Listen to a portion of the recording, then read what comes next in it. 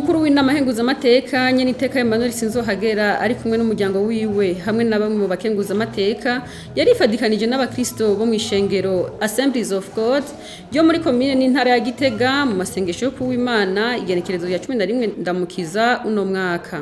Mwijambo yabashikirije nyeniteka Sinzohagera yahamagariye abakristo gushigikira umugwa mukuru wa politike mu kugira isuku aho baherereye hose kugira ngo igisagara ca Gitega gihurumbirwe n'ingenzi aca bahimiriza kubandanya bikingirikiza ca coronavirus mu gukurikiza impanuro z'abaganga hamwe no kwivuza n'ingoga mu gihe hagize ubibona ko ibimenyetso. Tugiye kuvyo nyakubahwa yaserukiye buramatari w'intara za Gitega aje gushikiriza na cyane byo gutangura yuko Gitega ari umugwa mukuru wa politiki. Umugwa mukuru wa politiki rero nk'abanyeshengero abarundi abana b'Imana twakwiye kumenya mbega umugwa mukuru wa politike twowushigikira gute, twowutera iteka gute. Aragira mpagare cyane ku kintu kijyanye no kugira isuku, tukagira isuku umugwa mukuru wa politiki, aho tubaye, aho dusengera habe isuku kugira ngo naboza kuturamutsa mu mugwa mukuru wa politiki bavuga ati by'ukuri Gitega ni umugwa mukuru wa politiki ufise isura nziza usukuye umeze neza. Aya nabwo masabe mwebwe banyeshengero mufate iya mbere mu gushigikira umugwa mukuru wa politiki twaronse.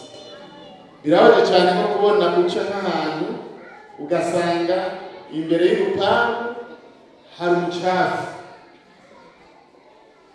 ugasanga imbere y'urusengero ntihasa neza, kandi turi ku mugwa mukuru wa politiki. Rero iyi ni ingabire twaronse, ni ngombwa nk'ababa ku mugwa mukuru wa politike tufate iyo ngabire tuyibungabunge, tuhakorere hase neza, mbere n'abandi bifuze kuza muri uno mugwa mukuru wa politiki. Mungundire mfate kano kanya ndangiza mugabo ngaruka ku kintu kijyanye no kwirinda indwara ya corona. Ngira maze iminsi mwumva nyene icubahiro umukuru c'u Burundi General Major Evariste Ndayishimiye ntahengesheje kudutera kamo yo kudafata minenegwe ikiza ca corona. Mbere nagira ndabashiketse kuko ndazi muri no shengero mufise amaprograma gatatu, hari imisa ya mbere mu gatondo, iya saa yine n'iya premiti. Ibyo ni kugira ngo mushobore gukingira abanyeshengero banyu ikiza. Ntidushobora gukorera Imana imibiri yacu irwara, ntidushobora guteza imbere igihugu imibiri yacu irwara, ntidushobora no guteza imbere imiryango yacu imibiri yacu irwara.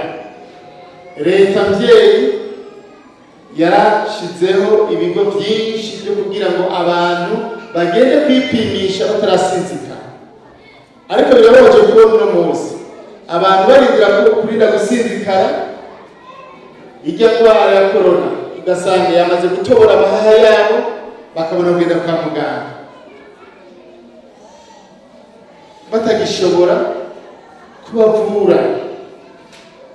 Kandi iyo bagenda bacunga ibimenyetso biroroshe cyane, ijya ndwara iroroshe cyane, nateranye n'ubwoba, ni imiti bagushira ko ku minsi ine ukabaje gukira.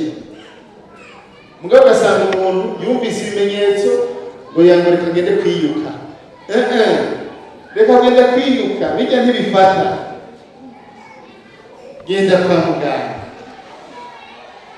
Kandi niwumva ibimenyetso ntuzoze kugura abakozi b'Imana ngo bagusengere, ngo nsengera ngo numva bisoza, genda kwa muganga baguha imiti hanyuma utahe muhira ukire.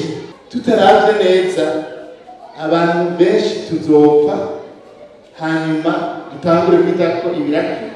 Kandi leta yari yaduteye akamo kugupima ni ku buntu, nta mafaranga bagusaba. Wumvise ikimenyetso na gitoyi muri bigenewe batubwira iruka kwa muganga bakupime hanyuma wikingire ukingire n'abandi kugira ngo bigende neza. N'ahandi tuba dusanga wagwaye wari kurandukiza abo muhira aho muhira n'abagiye kwandukiza abandi usange ikibazo cyose cyanduye icyo usanga bigora.